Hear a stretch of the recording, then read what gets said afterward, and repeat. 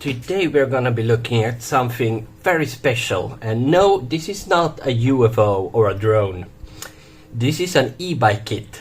This is part of the hub motor. And why do I have a hub motor on my desk? Because it has an integrated battery. I have never seen something like that. I have seen batteries inside of hub motors twice, but usually they are in the separate wheel. This is the weirdest, most complicated design I've seen. Now there is a case going over here, so I don't think the gears are this close to the cells. I measured the motor as well. It was only 6 centimeters. It couldn't be 18650s because I thought they needed to stand up. But this design, it's absurd. And the BMS, where's the BMS? I think the BMS is this large connection plate, and every single cell is soldered separately, and then this heat shrink tubing around the other side. This is some weird shit. And there are no wires. So this one must be communicating with the display wirelessly. Yeah, this is some very advanced shit. We will try and see if we can find out something about this battery. I can't see any terminals or anything, but there must be voltage somewhere.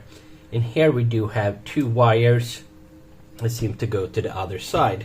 And we have a steady 689 millivolts.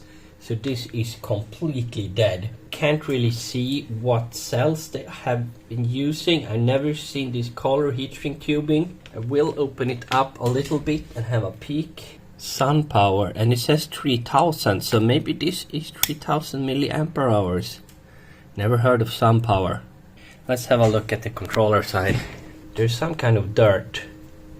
When cells get this low, they could leak electrolyte.